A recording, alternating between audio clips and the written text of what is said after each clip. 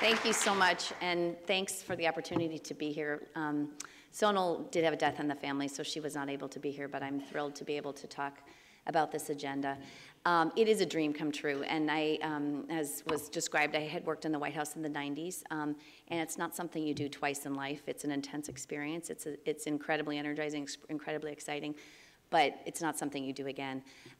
But I'm back, and I'm back because of this agenda, and because of this president, and because of this First Lady, and the commitment they have to supporting social innovation, supporting leaders and communities who are bringing about change.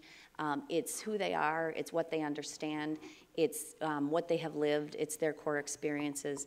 And so being part of that with Sonal, who's a dear friend, and with Melody Barnes, who's also a dear friend, who leads the Domestic Policy Council, was just too much fun. I technically work part-time, which also is not something that's usually at all possible in the White House, but I have 3 children, so it was the only way I could do this.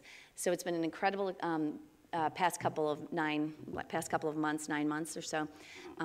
Seems like so much longer, but it's amazing, and it is truly a dream come true. So what I thought I would do is just talk to you a little bit about what the overarching agenda is for this office and what we're doing. And then hopefully this will trigger some thoughts on your part about ways in which you all might want to be engaged with our work over time. So just stepping back a little bit, the president has talked about this as an all-hands-on-deck moment, that individuals, nonprofits, corporations, foundations all need to be working together to solve some of our nation's great challenges. This is not something government can do alone. Government needs to be more effective. Government needs to be more accountable. We need to make sure government is more responsive and a better partner, but government can't do this alone. Our challenges are just too big and too complicated. And too much good work is being done outside of government that government can learn from and build on. And so thinking about this sort of all hands on deck with individuals, nonprofits, foundations, corporations, all being part of coming together with government to solve these challenges, we put in place a sort of 3-part agenda to operationalize that vision. So the first part is focused on individuals and how to help individuals engage more successfully in their communities and what we can do at the federal level to help that happen. The president promised to create during the campaign an expansion of AmeriCorps from 75,000 to 250,000 members. That was something that was enacted in legislation in the first 100 days, which signals his commitment to that promise. It was signed by him in April. Bipartisan legislation that dramatically expands AmeriCorps and helps to build the capacity of the Corporation for National Service to engage more Americans in these kinds of service opportunities. So that's kind of the traditional, and he's also talked about expanding Peace Corps in other areas as well.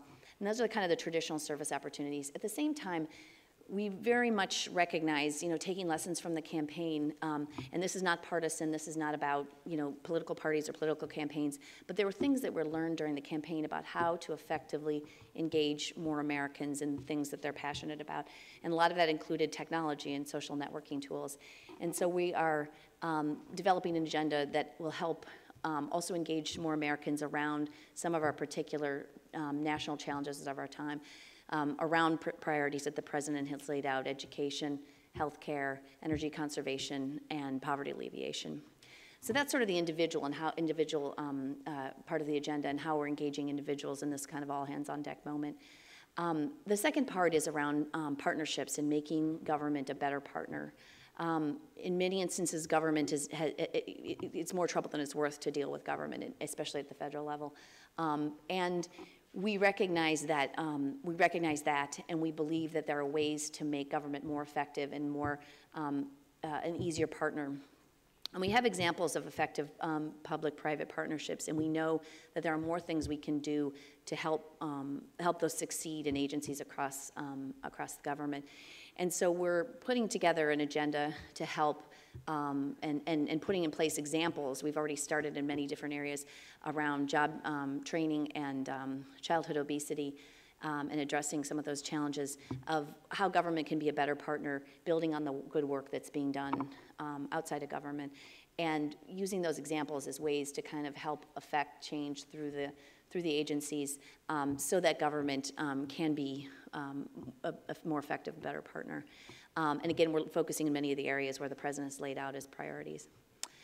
And then the third part of our agenda, and the part that I spend most of my time on, and the part that is truly a dream come true, is around social innovation and helping create a better climate for innovation in the nonprofit sector. What can the government do, or oftentimes stop doing? And that's a very critical part of what we're looking at. What can the government stop doing to help create a better environment for more innovation and more impact? And we recognize that innovation will be core to solving some of the problems where we're stuck. We know that there are problems that we are not making the progress we need to make, and incremental, marginal change is not going to be enough for young children who are not being served well in their schools, or for the challenges we're facing around energy conservation. We need innovation to help bring sort of better solutions to these challenges. And so as part of that, where I'm spending a lot of my time now is designing and developing a social innovation fund, which some of you may have heard of.